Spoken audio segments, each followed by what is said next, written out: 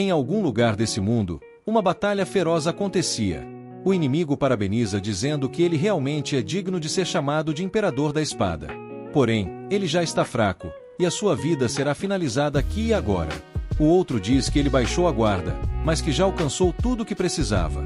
Então, tudo bem que ele morra. Quando o ataque estava próximo de atingi-lo, no último segundo, alguém entra na frente para salvá-lo. O inimigo diz que se fazer de durão é inútil, mas, para sua surpresa, outra pessoa havia desviado o ataque. Ele diz a seu irmão que, a partir de agora, cuidará das coisas por ali. Então, com uma velocidade insana, ele parte para cima do inimigo. O inimigo não entende nada do que está acontecendo e se pergunta: quem diabos é esse cara? Enquanto ele prepara o seu ataque para destruí-lo, o outro diz que é o espadachim quebra-luz. O seu ataque é insano e avassalador, atinge o inimigo em cheio, destruindo por completo e vencendo a batalha com certa facilidade. Neste momento, aqueles dois homens se tornam irmãos. Trocando de cena, vários anos depois, uma criança apanha de uma mulher. Essa é sua madrasta. Ela agride a pequena criança dizendo que ele é um fracote. Ela diz para ele que vão receber um convidado importante hoje e que não é para ele se intrometer. Caso contrário, ela vai puni-lo. Ele diz que está tudo bem. Ela pergunta se ele está a ignorando porque ela não é a sua mãe de verdade. Nosso protagonista, com muito medo, diz que não é isso. Ela retruca dizendo que, se essas instruções tivessem vindo de sua mãe, depois de ter nascido, ele com certeza já teria as cumprido. Nosso protagonista, com medo e chorando, diz que isso não é verdade. Ela se enfurece com ele e começa a agredi-lo. Enquanto isso, os seus irmãos só ficam olhando, rindo dele por ser um fracote. Eles dizem que ele não consegue nem mesmo se defender. Mudando de cena, algumas pessoas conversam dizendo que já se passaram 6 anos e que esse lugar não mudou nada. Finalmente, eles vão poder conhecer o seu irmão juramentado. Um outro concorda, dizendo que sim, e segue dizendo que já estão quase na mansão. Eles continuam conversando, dizendo que o tio deles perdeu a sua esposa há alguns anos, e isso o deixou muito deprimido. Por isso, ele não sai do quarto. Mas ele é tão forte a ponto de ser conhecido como o Imperador da Espada. Alguém pondera dizendo que ele realmente é forte, e que, 6 anos atrás, as suas artes marciais certamente eram as mais perfeitas, a arte da espada sobre os céus. E que, claro, se não fosse pelo Yon, ele com certeza não teria sobrevivido. Suas técnicas das 9 espadas celestiais são certamente capazes de bater de frente com as avançadas técnicas do clã Nangon. Seu filho fica surpreso, se perguntando se ele realmente é tão forte assim, e o velhote confirma que sim. A cena muda, e alguém chega correndo para tentar avisar a senhora de que os convidados já estão chegando e que o seu marido havia saído do quarto para receber aquelas pessoas. Então, ela para de bater na criança para ir cumprimentar os convidados. Ela resmunga dizendo que aquele maldito, mesmo após ter abandonado sua família, veio apenas para receber aquelas pessoas. Neste momento, ela diz ao nosso protagonista que ele finalmente vai conhecer o seu pai pela primeira vez. Ela diz que ele não pode conhecer o seu pai sujo daquele jeito. Nosso protagonista, com muito medo, diz que ficará fora do alcance de todos. Ela diz que isso é ótimo, que ele finalmente está entendendo. Ela sai, deixando-o ali sozinho, dizendo que ele precisa refletir sobre os seus atos. Ele concorda dizendo que sim. Tempo depois, ela está dizendo para o seu filho que ele precisa se tornar amigo da filha dos convidados. Ele concorda dizendo que sim, que tentará o seu melhor. Os convidados haviam chegado, e todos se cumprimentam, apresentando suas famílias uns aos outros. Dizem que é um prazer finalmente poder conhecê-los. Ele se apresenta dizendo que é um prazer conversar um com o outro. Ele confirma dizendo que sim. Enquanto isso, ele pensa que esse é o tio Yon. Ele aparenta estar muito acabado. Yon diz que é um prazer conhecê-lo e que ele havia crescido muito e se tornado um grande rapaz. Em seus pensamentos, ele pondera que ouviu falar que ele não havia saído do quarto há 6 anos e que sua aparência parecia muito abatida, muito diferente do que ele próprio imaginava. Após todos se cumprimentarem, ele percebe que sua filha havia desaparecido. Enquanto isso, dizem que isso é coisa de criança, que ela deve estar brincando por aí. A esposa interrompe o pensamento dizendo que é verdade, e que o seu quarto filho também se esconde por aí. Então, Yon apresenta os seus outros 3 filhos. Após as apresentações, todos começam a sair, enquanto a matriarca da família diz para o seu filho ir procurar a garota que desapareceu. Ele diz que entendeu. Algum tempo depois, vemos o nosso protagonista com os braços para cima, sentado sob o sol, aparentemente sofrendo muito. Ele se pergunta quando é que os convidados irão embora, pois o seu braço já está doendo, e ele espera que vão embora logo. Sua barriga ronca, os olhos estão cansados, e antes que ele pudesse sequer tomar controle do seu corpo, ele desaba no chão. Algum tempo depois, alguém se aproxima do nosso protagonista enquanto ele está deitado. Ele começa a despertar e logo se assusta, pensando que irá tomar uma surra. Ele levanta rapidamente e diz que sente muito e que acabou apagando sem perceber. Ele segue pedindo desculpas e dizendo que é um idiota por ter dormido. Ele pondera que deixou a primeira esposa furiosa de novo e que será muito ruim para ele, mas logo percebe que aquela não é a primeira esposa, e sim uma garota muito bonita. Ele fica encantado com a sua beleza. A cena é cortada. Em uma mesa, eles conversam dizendo que agora todos fazem parte de uma grande família, e que essa é uma ocasião perfeita, e que eles querem discutir o futuro da família deles com o casamento. Yon diz que os próprios filhos deles devem tomar as decisões por si mesmos. Ele concorda dizendo que é justo e que os pais não devem decidir o futuro dos filhos. A madrasta fica com raiva, pensando, que merda ele está falando? Ela fica com raiva, pensando que ele nunca sequer ajudou e que ela teve que carregar essa família nas costas. Neste momento, de maneira astuta, ela pede um favor para ele. Ele concorda, dizendo que pode ficar à vontade. Ela continua, dizendo que gostaria que o seu filho fosse treinado pelo clã deles. Ele ri, dizendo que o clã dela já tem suas próprias técnicas avançadas e que isso não é algo que ele decida sozinho.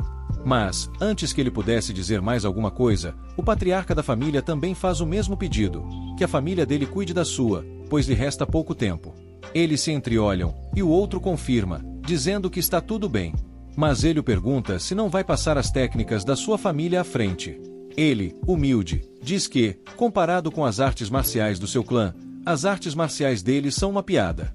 O outro diz que isso é bobeira, já que ele mesmo testemunhou o quão poderosas são as suas artes marciais.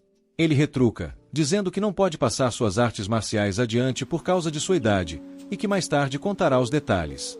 Mas, de repente, ele começa a tossir e desmaia ali mesmo. Todos ficam preocupados e chamam um médico. A cena é cortada e mostra o filho mais velho andando por aí na propriedade. Enquanto isso, ele escuta alguma coisa e vai correndo ver o que é. Era sua irmãzinha importunando a visita. Ela pergunta se ele encontrou e matou todos os seus inimigos.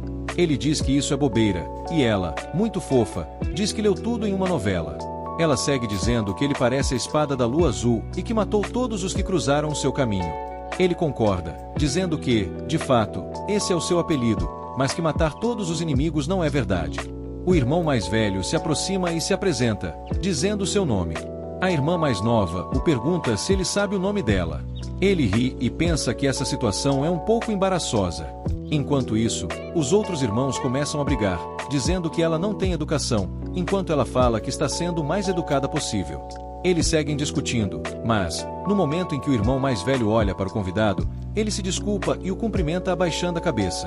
Ele concorda, dizendo que está tudo bem e que eles parecem bem animados. Então, após uma conversa, ele fala que está procurando pela garota. O convidado diz que também está procurando por ela e que, quando a encontrarem, ele a apresentará para ele. Então, ele segue tentando encontrar a garota. Voltando para a cena, nosso protagonista se pergunta quem é ela. E ela é realmente muito linda. Ele pensa, espera um pouco, há pouco, sua mãe havia falado que teriam convidados. Ele pensa que as roupas e acessórios dela estão todos muito elegantes. Embora a mãe tenha falado para ficar longe dos convidados, o que ele faz nesse momento? Ele não sabe o que fazer. Com certeza, ela vai o punir. Ele se pergunta o que deve fazer nesse momento. Então, sem saber o que fazer, ele começa a correr dali. Só que a garota o persegue. Ela o puxa, mas ele, muito fraco, cai no chão. Ele, assustado, começa a pedir desculpas. Ele realmente não sabe o que fazer nesse momento. Ele pede desculpas várias vezes, enquanto ela apenas o encara. Em seus pensamentos, a garota se pergunta por que ele está se desculpando tanto. Ele não conseguiu nem mesmo reagir, apenas com um puxão de leve. Ela se pergunta se ele não aprendeu artes marciais e que todas aquelas cicatrizes em seu corpo não parecem ser resultado de treinamento. Além do mais, ele não aparenta estar recebendo refeições adequadas. Esse seu cabelo vermelho é idêntico ao dos espadachins quebra-lua. Portanto, ele deve ser o seu filho. Ela pondera que algo está realmente estranho ali. Por que ele está com tanto medo? Ela se abaixa, enquanto ele pede desculpas desesperadamente. Ela se aproxima dele, e ele fica com medo.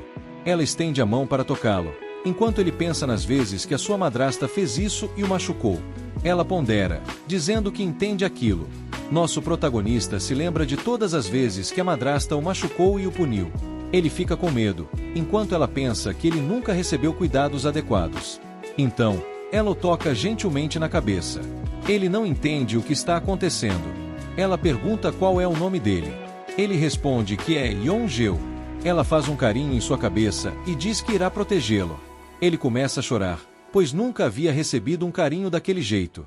Ela pensa que entende o que ele está sentindo e o abraça, dizendo que está tudo bem. Ela dá a mão para ele e pede que ele a acompanhe. Então, ele segue em direção a algum lugar. Em um buraco na parede, eles passam para o outro lado da cidade. Andando pela cidade, eles comem alguma coisa, se divertem um pouco. Eles têm um momento juntos, bem especial. Mas não dura muito tempo, porque logo chega um guarda para levá-los de volta para a mansão. A cena é cortada e nos mostra o velho que está acamado. Ele diz que o deixou preocupado e que existe um motivo por ele não poder passar as suas técnicas adiante. Acontece que as técnicas avançadas do seu clã são passadas adiante pelo espelho da família. Porém, ele não consegue mais enxergar nada, e, no dia em que sua esposa morreu, o espelho também morreu. Depois da morte dela, um bebê muito parecido com ele ficou ali. Contudo, ele não teve coragem de vê-lo. Ele pensa que passou a odiar aquele bebê, mesmo sabendo que a culpa da morte de sua esposa não era dele. Então, ele gostaria de pedir um último favor. Ele sabe que não tem direito de dizer isso, mas espera que cuidem dos seus filhos. Seu amigo disse para ele não falar besteiras. Ele continua dizendo que aquelas crianças são umas coitadas por terem crescido sem o pai. Este é o seu primeiro e último pedido. Seu amigo, relutante, concorda dizendo que sim. Então a cena é cortada, onde vemos as crianças sendo levadas para os seus pais. Todos eles ficam preocupados, perguntando onde é que eles estavam. A madrasta da família, fingindo preocupação com seu filho, diz que estava muito preocupada e se pergunta se ele se machucou e se ele está bem, pois as suas roupas parecem um trapo. Mas tudo aquilo era fingimento, e com muita raiva, olha para ela com um olhar ameaçador. Após um tempo de conversa, eles tentam resolver as coisas e dizem que seria melhor para eles se as crianças descansassem. Então, eles se despedem e vão aos seus aposentos. Após eles saírem, a madrasta revela sua verdadeira face. Ela diz que tinha certeza de que mandou ele ficar escondido. A criança pede desculpas e diz que não tem culpa daquilo, mas ela, com muita raiva, se pergunta qual é o problema daquela garota. No 7º dia daquele ano, o chefe da família havia morrido enquanto dormia. Assim que ele morreu, seu irmão Beck invocou dezenas de guerreiros do seu próprio clã para cuidar da família do seu amigo. Aqueles guerreiros ficaram conhecidos como o Esquadrão Tigre Branco da mansão. Além disso, o jovem da família também foi treinar, como havia sido prometido. Enquanto isso, a matriarca da família assumiu a posição. A cena corta e é mudada para ela, procurando onde é que aquele velho maldito deixou as técnicas da família. Ela fica com raiva, dizendo que não conseguiu achar nada. Seu criado diz que procuraram em toda a mansão, mas não conseguiram achar, e que o senhor da família não havia deixado nenhum manual de artes marciais. Ela grita, dizendo que isso é impossível, e tem certeza de que aquela mulher mencionou algo sobre a técnica avançada da família. Com muita raiva, ela diz para levarem tudo para o armazém, incluindo aquela criança. O guarda, sem escolha, então aprisiona a criança no armazém, junto com todas as tralhas do seu pai e do seu quarto, agora dizendo para não culpá-lo por isso. A criança, com muito medo, pede por favor e diz para não fazer aquilo com ele. Ele fica com medo, sentindo muito frio naquele lugar úmido e sujo. Ele pensa que está com medo e se pergunta quanto tempo vai ficar naquele local. De manhã, ele recebe o café da manhã, uma tigela com água e um pedaço de pão. Ele se pergunta se pode comer isso, mas está com muita fome para pensar. O gosto é realmente horrível. Ele diz, inocentemente, que também quer comer coisas boas. Neste momento, ele vê uma luz brilhante num canto escuro. Ele se aproxima, se perguntando o que pode ser. Ele se pergunta se deve dar uma olhada, mas está com muito medo para isso. Ao chegar perto daquela luz brilhando, ele vê que é um espelho empoeirado e velho, e não consegue ver direito através daquilo. Após limpar um pouco, aparece uma criança igual a ele no espelho. Com sua cabeça inocente, ele pensa que aquela criança também foi abandonada ali, mas no instante seguinte, a criança no espelho também começa a se mover. Nosso protagonista, assustado, grita pedindo socorro. Enquanto isso, do lado de fora, o local não se aproximava e ficava cada vez mais frio. Os guardas do lado de fora se perguntam se não seria estranho se ele estivesse morrido congelado. Mas, na verdade, o outro diz que ele está vivo e que, de vez em quando, ele grita um pouco, e a comida que eles dão sempre desaparece. Eles ficam impressionados, porque um artista marcial realmente parece ser incrível. Se fosse eles, já teriam congelado e morrido há muito tempo. Enquanto isso, vemos o nosso protagonista dentro daquele galpão. Ele olha para o espelho, enquanto a pessoa no espelho o cumprimenta. Nosso protagonista pensa que tudo aquilo é muito chato e que sente que está prestes a morrer de frio. Neste momento, a pessoinha do espelho pega um graveto no chão e começa a fazer movimentos como uma dança. Nosso protagonista se pergunta por que ele começou a dançar. Bom, de qualquer forma, aquilo não é da sua conta. Na verdade, ele ficou bem surpreso no começo, quando viu aquilo, mas não é como se ele pudesse sair do espelho, então não tem mais medo. Ele pondera que tem certeza de que o outro está agindo dessa forma porque o nosso protagonista não dá atenção. Enquanto isso, a imagem do espelho segue fazendo seus movimentos de artes marciais. Nosso protagonista fica impressionado e se pergunta se aqueles movimentos não parecem ser os de sua família. Ele lembra que o seu irmão fazia esses mesmos movimentos e se pergunta se essas são as 9 artes celestiais. Agora, ele se lembra que viu seus irmãos treinando nas artes marciais e que isso definitivamente são as artes marciais de sua família. Ele se pergunta como aquele garoto do espelho sabe as artes do seu clã. Enquanto isso, ele pondera: se alguém for capaz de usar as artes marciais direito, seria capaz de fazer circular a energia do núcleo para criar energia Yin e Yang. Ele continua pensando que seus irmãos conseguem criar ar quente até mesmo no inverno, e que, se ele fosse capaz de aprender, não morreria congelado. Então ele pega um pedaço de madeira e começa a imitar os movimentos do espelho. Ele pensa que não está imitando porque quer, mas sim porque, nesse ritmo, ele iria acabar morto, então não tem escolha a não ser imitar. Ele começa a fazer os movimentos, mas se atrapalha e cai de cara no chão. O clone do espelho começa a rir dele. Nosso protagonista fica irritado com aquilo. Então, meses de treinamento se passam, e ele finalmente conseguiu imitar perfeitamente. Neste momento, ele percebe que não sente mais frio e que, ao seguir os movimentos dele, consegue criar ar quente.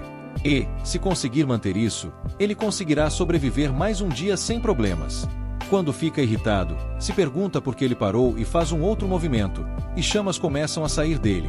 Nosso protagonista diz que não precisa mais treinar até esse nível. Não é como se ele quisesse seguir seus movimentos à risca, ele só queria ficar um pouco mais aquecido. O clone fica decepcionado, enquanto nosso protagonista diz que não precisa mais sofrer e que todo aquele treinamento agora é inútil para ele. Então, o clone começa a fazer outros movimentos, totalmente diferentes do que ele já havia visto antes. Nosso protagonista se pergunta o que é aquilo e que nunca viu esses movimentos. Nesse momento, ele percebe que não estavam ensinando as 9 artes marciais celestiais. Ele continua dizendo que aquilo é inútil e que demonstrar isso para ele não vai fazê-lo sentir interesse nisso, mas o clone zomba dele, insinuando que ele não consegue fazer isso. Nosso protagonista fica com muita raiva e diz que ele vai conseguir imitá-lo. Então é aí que começa o seu verdadeiro treinamento. Meses depois, ele segue imitando o clone perfeitamente, mas ainda pensa que isso é muito difícil e que esses movimentos são impossíveis, e que ele não consegue fazer isso. Mesmo que consiga seguir os movimentos à risca, ele nunca vai conseguir fazer aquelas coisas. O clone fica rindo dele, enquanto nosso protagonista pensa que não tem como fazer aqueles movimentos. Ele diz que não liga mais para aquilo e que não tem como fazer aquelas coisas. Ele está ficando com fome e pensa que isso é inútil, que não deveria ter tentado, nada disso vai ajudar. Porém, ele pensa que todos aqueles movimentos são tão legais, mas é inútil tentar.